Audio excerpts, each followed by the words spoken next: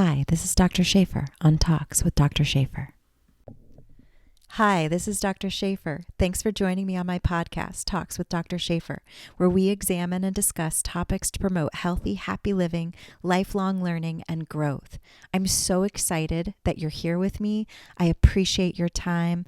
Let's get into it. And please, after the podcast, interact with us, leave your feedback. Leave resources that you found to be helpful on this topic or others you'd like us to discuss here on the podcast. And please take care, stay safe, and keep learning. Hi, everyone. This is Dr. Shafer. And today I want to discuss a concept with you that I like to call, are you worth more dead or alive?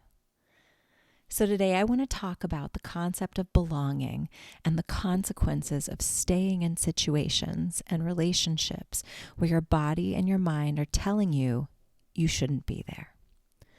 For a quick assessment of a relationship, be it your position at work, your family, friends, or someone you're romantically involved with, I like to pose the question, are you worth more dead or alive to them? This is the fastest way to know if someone is really for you. If you answer honestly and as a reflection of not how you feel about them or about yourself, but truly investigate how their behaviors towards you would lead you to answer this question. Not a projection of how you feel about yourself or how you feel they feel about you. No. What is their behavior towards you saying about their intentions and what they feel about you? We know that depression and anxiety can be exacerbated by a feeling of not belonging, and we know how important a feeling of belonging is to our mental health. We also understand the strong connection between our mental health and the rest of our physical health.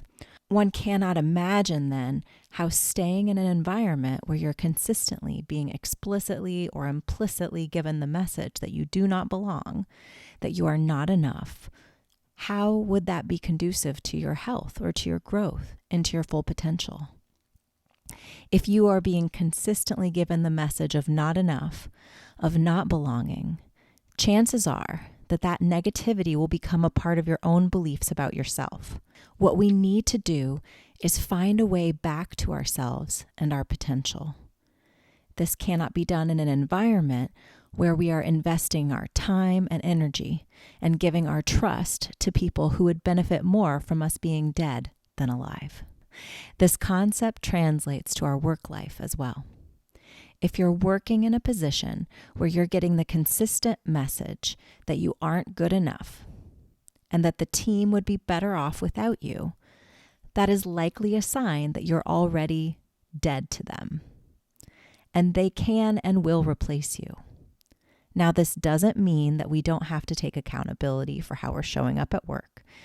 That isn't what we're focusing on here. Of course, we all have areas where we can benefit from learning and constructive feedback and personal growth. What we're focusing on today is when you have that gut feeling, that understanding that you're being made to be the example of the worst employee. Despite your credentials and how you're showing up, your work ethic being good, and your desire to grow and be there for your team, it's important that we understand how being implicitly or explicitly made aware that you are not enough, that nothing you do is as good as those around you, how that translates into real chemical reactions in your body that harm you over time and don't allow you to achieve your goals. Why would we want someone to feel that way if we want them to perform well or to perform better?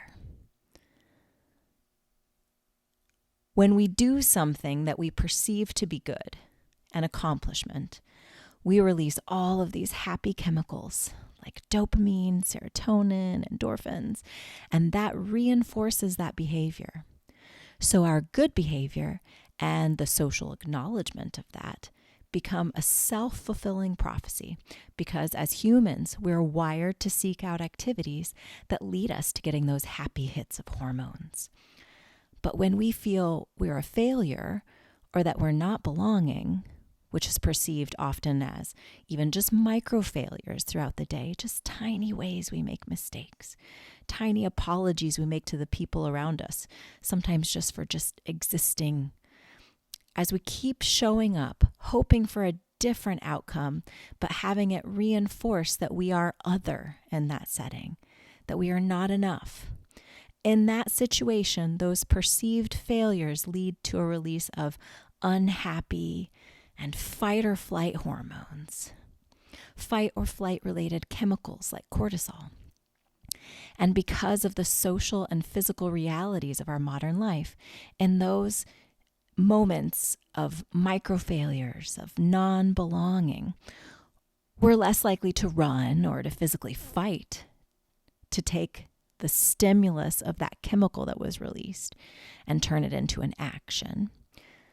Instead, we often take this chemical stimulus for fight or flight and internalize it with the fight happening within us. We internalize the message that we don't belong, that we're a failure once again. And just like with the happy hormone leading to behavior loops, this maladaptive, unhappy hormone loop gets reinforced and repeats and repeats and repeats.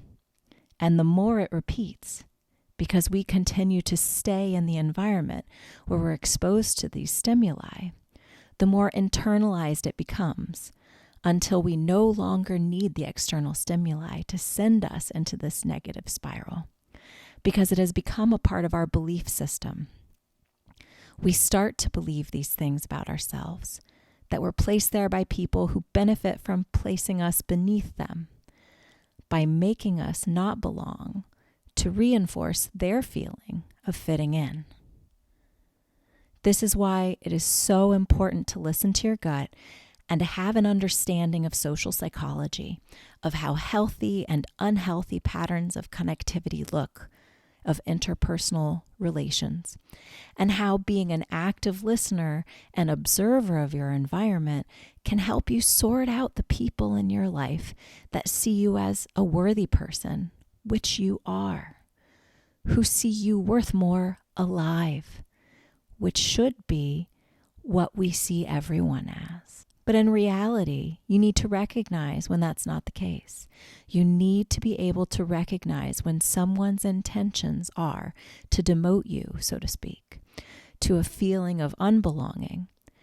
And when you feel that and you recognize that, instead of trying to fit in and conform to this system or relationship that is bound to harm you, instead you make choices that help you to find the places where you do belong and where you can thrive, so you can focus on the possibilities rather than the negativity.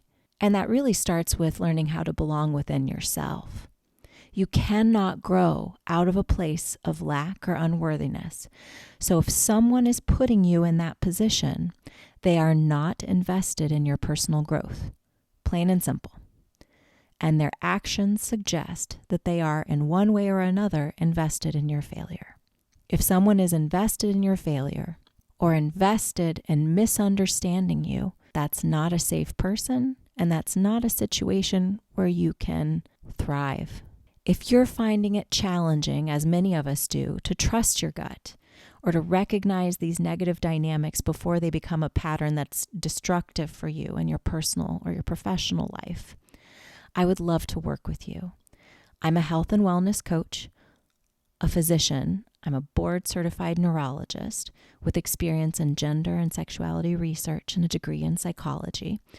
I have a special interest in healing from trauma and abuse and in seeking to understand you as a unique individual full of possibilities as we use a holistic mind-body approach to help you reach your full potential, to help you change some of these patterns and beliefs and rather get back to your core values and all of the possibilities that lay ahead, starting in this moment. So please reach out to me through my website, and I would love to have a consultation with you and work with you and get to know you. So thank you so much for your time, and take care.